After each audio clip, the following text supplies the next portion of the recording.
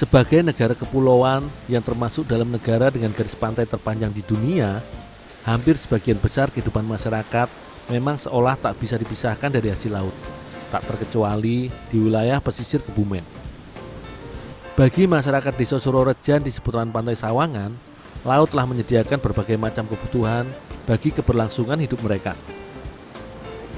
Ketika cuaca sedang tak bagus untuk melaut, masyarakat di sini yang berprofesi sebagai nelayan dan petani memiliki aktivitas atau mata pencarian sampingan sebagai pencari undur-undur laut atau sering juga disebut yutu oleh warga setempat.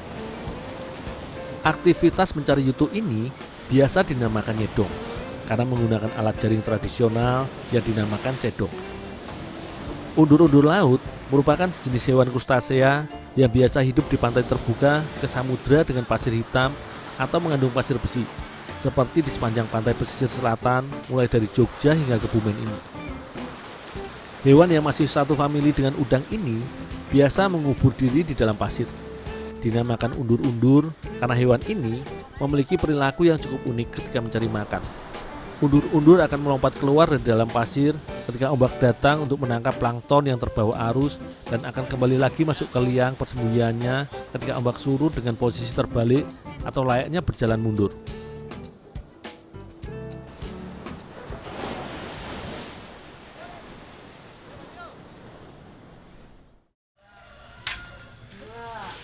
Bu, start YouTube, Bu. Oh ya, boleh dulu. Dapat banyak ya, Pak ya? Lumayan. Ya. Yutu biasa diburu oleh masyarakat karena kandungan gizi serta proteinnya yang tinggi. Tak heran bila hewan bercangkang keras yang memiliki nama ilmiah Emerita spesies ini memiliki nilai ekonomis yang cukup tinggi. Di sini terdapat beberapa tempat pengumpul yutu skala kecil maupun skala besar. Salah satunya milik Ibu Darsini. Hampir setiap hari di tempat pengumpulan ini mengolah sekitar 50 kg yutu untuk dikirim dan dipasarkan di seputaran wilayah Kebumen, Cilacap, bahkan hingga keluar kota seperti Yogyakarta.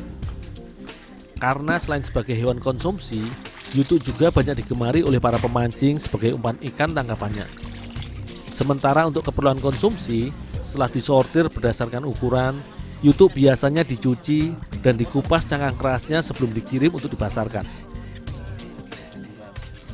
Dul, ini udah banyak, bawa ke dalam. Oh, ya Bu.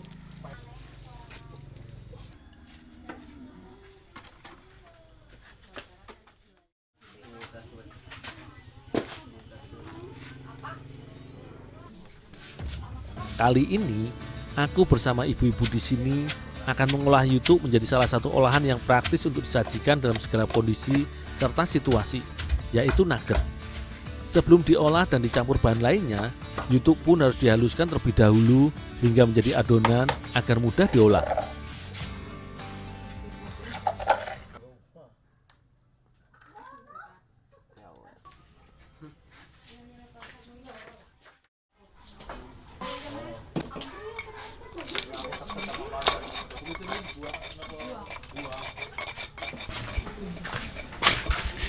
Mbak, ini Mbak yutunya Mbak yang udah ditumbuk.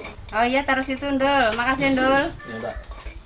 Sementara aku menyiapkan yutu, Ibu Mur pun bertugas mengolah bumbu utamanya sebagai kunci dari cita rasa olahan yang akan kami buat.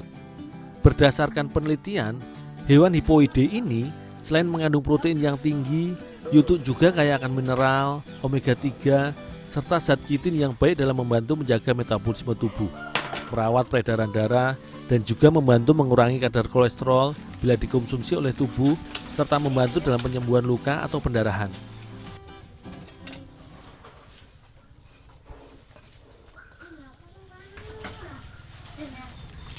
Untuk dijadikan nugget, setelah daging yutu yang sudah dihaluskan tercampur dengan bahan lainnya dan menjadi adonan dasar nugget, kemudian adonan pun dicetak ke dalam loyang untuk selanjutnya dipantangkan dengan proses pengukusan.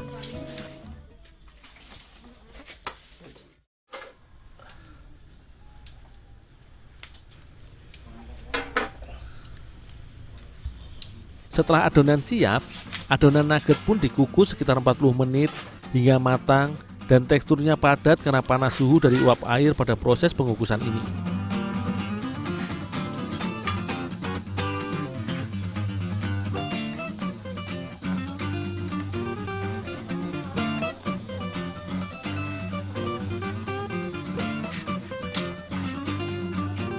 Adonan nugget yang sudah matang karena proses pengukusan kemudian dipotong-potong dengan ukuran sekitar 10 cm agar mudah untuk diberi lapisan luar atau lapisan kulit.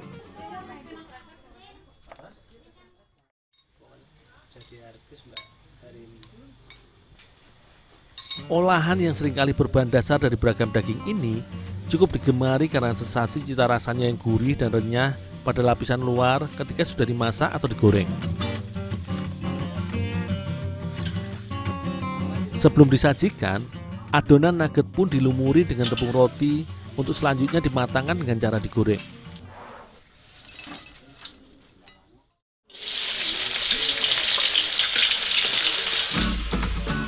Yutu juga dapat menjadi salah satu bahan campuran untuk masakan oseng kulit buah melinjo.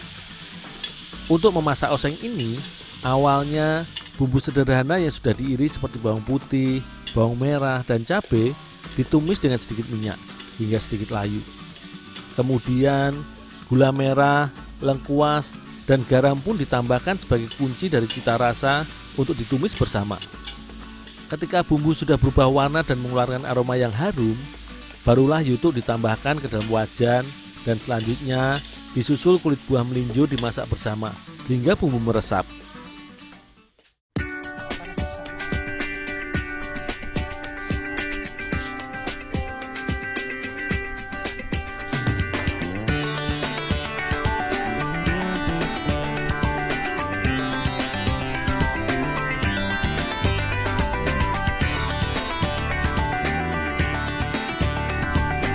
Meski memiliki nilai ekonomis yang cukup tinggi, namun yutu belum menjadi sebuah komoditi karena keterbatasan ketersediaan di alam bila terus dieksploitasi.